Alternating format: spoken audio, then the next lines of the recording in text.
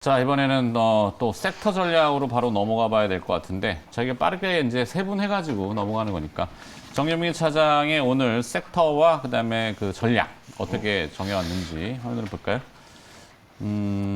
유럽의 경기 지표가 아니구네. 네. 내수 관련주 이거 뭐 유럽은 뭐죠? 유럽은 제가 한 건 아닌 것 같고요. 그러네. 유럽 얘기는 이제 말씀을 계속 드리듯이 이제 유럽 쪽에서 좀 침체가 좀 보이다 보니까 이제 그래서 이제 유로화가 빠지고 그리고 이제 달러화가 올라가고 지금 패러티 거의 왔잖아요. 1대1로. 다시 또 등가를 네. 달러하고 터치할 것 같아요. 유로화하고 거의 몇 원 차이 안 나요, 지금. 유로달러. 현재. 네. 그런 면에서 봤을 때 이제 달러가 원에서 강해졌다라기보다는 다른 것들이 약해지면서 달러가 좀 강해지는 그런 국면이다 보니까 시장은 어쨌든 좀 무거운 그런 흐름을 보일 가능성이 좀 높아 보이고요. 그런데 조용히 잘 자기가 가는 길을 잘 가던 기업들, 그러니까 급등은 하지 않았지만 바닥 대비 그냥 서서히 올라오는 그런 내수 관련 종목들을 뭐 이럴 때 그나마 좀 대안으로 볼 수 있지 않을까라는 차원에서 좀 준비를 좀 해봤습니다. 네네, 그렇죠. 이게 약간 오늘 소카 들어오죠. 소카랑 대성 하이텍 두 개가 들어와요. 근데 소카는 모르겠습니다. 흥행이 좀 실패해가지고 흥행 실패도 했고 2분기 실적이 나왔습니다만 약간 영끌한 느낌이 들어요. 예.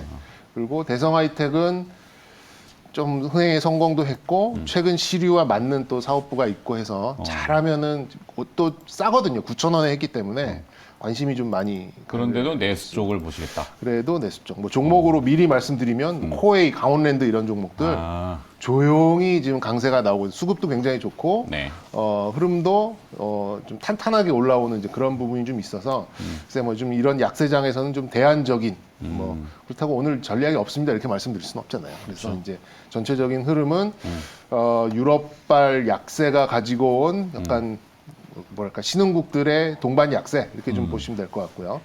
일단 저는 지난 저점까지는 내줄 것 같지는 않아요. 그래서 저번에 만들었었던 2,500선 정도가 박스의 고점일 것 같고 일단은 뭐 2,400선 뭐 이 정도는 좀 보고는 있는데 저는 9월 FOMC까지는 요 횡보세를 좀 가져가지 않을까. 이게 사실상 이제 6월 급락이 나오고 7월, 8월 제법 좀 빠른 반등이 나왔거든요. 약간 일부의 시각에서는 좀 슈팅에 가까운 그런 반등이 나왔었는데 뭐 지금 매크로가 이렇게 찍어 누르는 상황에서는 그렇게 좀 빠른 반등이 나오기는 쉽지 않은 상황이었음에도 불구하고 우리가 이제 썸머 랠리라는 이제 그런 이름을 갖다 붙일 정도로 좀 좋은 흐름이 좀 나왔습니다. 근데 이런 상승분은 어쨌든 좀 되돌릴 수밖에 없는 그런 이슈가 지금 매크로에 있고 그다음에 이제 그 이벤트들이 이제 하나하나 풀리기 전까지는 다시금 좀 힘을 내기는 좀 어려운 상황이다 보니까 그렇게 보면은 좀 내수주들이 그래도 한 중기적 뭐 한 2, 3주 정도의 좀 대안이 될 수 있지 않을까. 뭐 단 한 5%의 좀 기대 수익률이라도 뭐 사실 제가 말씀드리는 코웨이나 강원랜드로 뭐 50% 100% 기대 수익률을 가져가시는 분들은 없을 것 같아서 말씀을 좀 드리는 거고요.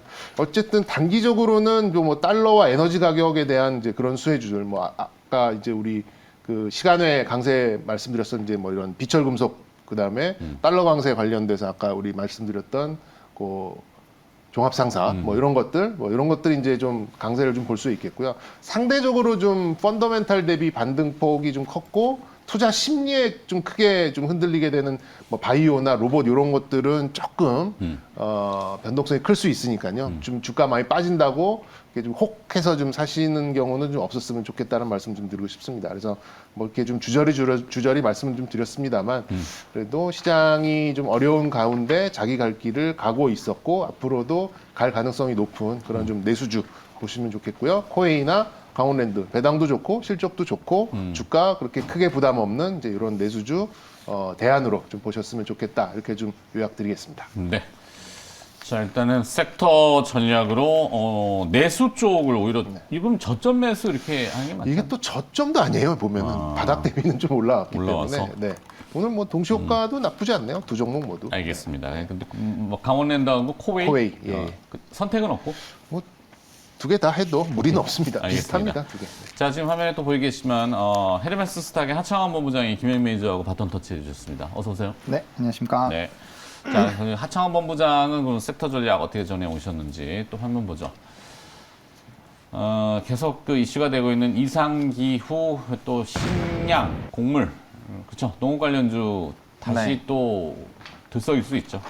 네, 저는 충분히 가능성이 있다라고 보여지고 있고요. 특히나 이제 가뭄이 좀 굉장히 심한 상황입니다. 그래서 지금 이제 한참 물을 잘 먹고 이제 끝을 봐야 되는 그런 시기에 가뭄이 한참 동안 오랫동안 지속이 되었기 때문에 작황의 이런 흐름들이 그렇게까지 좋을 것 같지가 않습니다. 그래서 그런 움직임으로 가게 됐을 때 사실 우려를 하는 것과 수확을 했을 때 수확량이 줄어드는 것을 확인하는 것은 또 다르거든요. 그리고 곡물 같은 경우는 뭐 단기간에 이 생산량을 늘리기가 굉장히 좀 어려운 상황이고 뭐 지금 이 면적을 늘린다고 지금 되는 상황은 아니다라고 좀 생각을 하고 있습니다. 그리고 기후 변화가 올해는 뭐 극성이었다가 내년에 갑자기 없어질 일은 없기 때문에 그런 부분으로 봤을 때 조금 어려운 기간은 유지가 되지 않을까. 그러면 이제 식량에 대한 난은 계속적으로 나올 것이고 이런 이 수확이 잘 되는 나라들이 분명 보호무역을 확대를 할 가능성이 굉장히 크지 않을까라고 보고 있는 상황입니다. 뭐 현재도 뭐 32개 국가 이상이 지금 53개 품목 이상을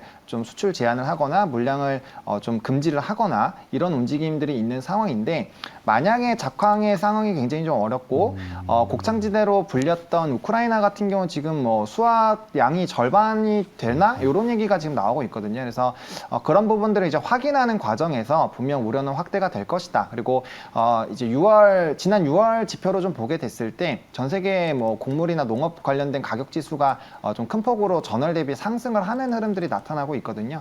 그래서 이러한 기조로 가게 된다라면은 자연스럽게 이제 곡물 관련된 부분들은 좀 이슈가 부각이 되지 않을까라고 생각을 하고 있고요. 또 이전에도 이쪽은 에너지와 더불어서 조금 이런 이제 지정학적과 또 이제 국가별 이슈가 발생이 되면서 굉장히 좀 강력하게 올랐었던 그런 상황입니다. 그래서 해당 부분에서 충분히 좀 부각이 되지 않을까라고 보고 있고요. 저는 종목은 세 가지를 보고 있습니다. 고려산업과 이지홀딩스 그리고 신성홀딩스를 보고 있는데 일단은 지금까지는 대장 역할을 고려산업이 해주고 있어서 가장 가격적인 탄력도가 좀 높습니다. 그래서 트레이딩 관점으로 접근을 하시려고 한다라면은 고려산업을 보시면 좋을 것 같고요. 이런 이 분위기 자체가 곡물 같은 경우 문제가 생기면 1년 만에 끝나는 게 아니라 2년 내지 3년까지도 이어질 수가 있는데 그러한 국면으로 보신다면은 이지홀딩스나 이제 신성홀딩스를 좀 보시면 좋을 것 같습니다. 뭐 신성홀딩스 같은 경우는 이제 곡물들을 이제 공급을 받아서 이제 대리 판매하는 곳이고요. 뭐 이지홀딩스는 국내에서 굉장히 좀 다양한 뭐 육계부터 시작해서 곡물까지 다양한 이런 자회사를 가지고 있는 회사이기 때문에 좀 좋습니다. 그래서 저는 일단은 신성홀딩스를 좀 보고 있는 상황이고요. 탑픽으로 신성홀딩스. 네, 일단은 이런 이슈가 부각이 되면 분명히 이제 곡물 쪽 트레이딩을 하는 기업이 기대가 되지 않을까라고 보고 있습니다. 지금 가격대도 고점 대비했을 때는 뭐 반토막 이상 난 상황이 기 때문에 가격적인 부분에서도 좀 저는 메리트가 있다라고 보여주고 있고요.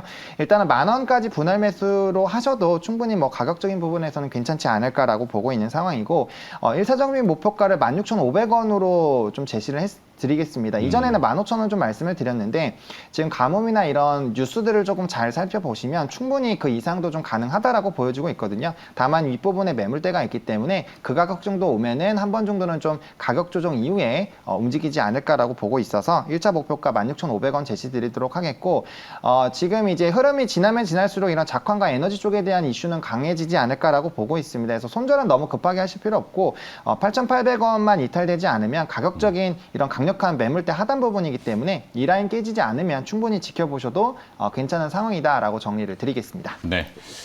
자, 빠르게 브리핑을 해주셨는데 일단은 정리하자면은 농업 쪽을 다시 보고 계시고 저점입니까? 추격입니까? 이게? 이거 저점 매수라고 저는 생각을 하고 있습니다. 왜냐하면 이미 한번 대세적인 시대가 나오고 주가가 고점 대비 워낙 좀 눌려있는 상황이라서 저점 매수로 좀 표현을 해도 괜찮지 않을까 생각합니다. 그래서 신성홀딩스 일단 최선호 기업으로 정해주셨고